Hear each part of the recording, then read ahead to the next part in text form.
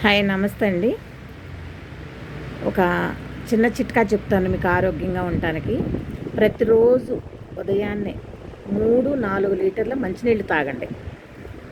3-4 లీటర్ల మంచినీళ్ళు తాగిన తర్వాత ఒక ఒక గంట సేపు, లేదా మీకు టైం దొరకలేదు అనుకుంటే half an hour, 20 minutes yoga yoga చేయలేని వాళ్ళు ప్రాణాయామం చేయండి. ప్రాణాయామం అంటే ఇదిగో ఈ ఈ ఏలు ఈ ముద్ర వేసేసి ఇది ఇట్లా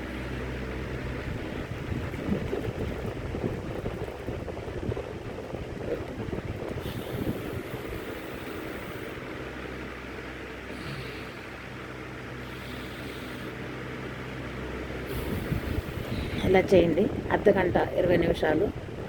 తర్వాత భోజనం డైలీ తినే భోజనాన్ని ఎప్పుడన్నా మీరు టైం ప్రకారం తినండి. టైం అంటే 12 లోపు, 12, 11:30, 12 లోపు. దాన్ని ఎలా తినాలంటే బాగా నమిలి తినండి. నమిలి ప్రశాంతంగా, ఏ ఆలోచన లేకుండా ప్రశాంతంగా సంతోషంగా ఇది తింటున్నాను అని ఆస్వాదించండి.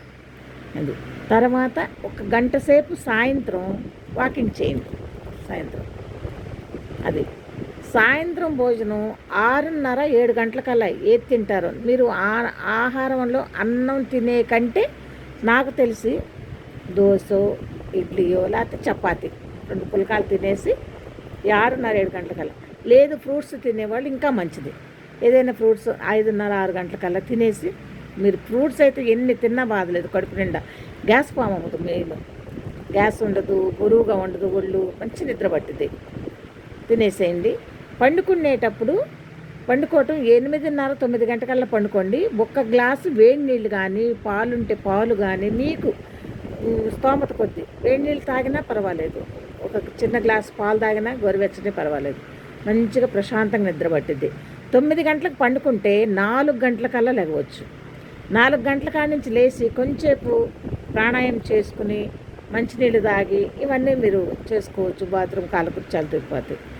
ఇది మనకి కొంతవరకు కొంత ఆరోగ్యాన్ని ఇస్తుంది. సంతోషంగా హ్యాపీగా ఉంటాము పాటిస్తే. మంచిగా చెప్పానా చెడుగా చెప్పానా?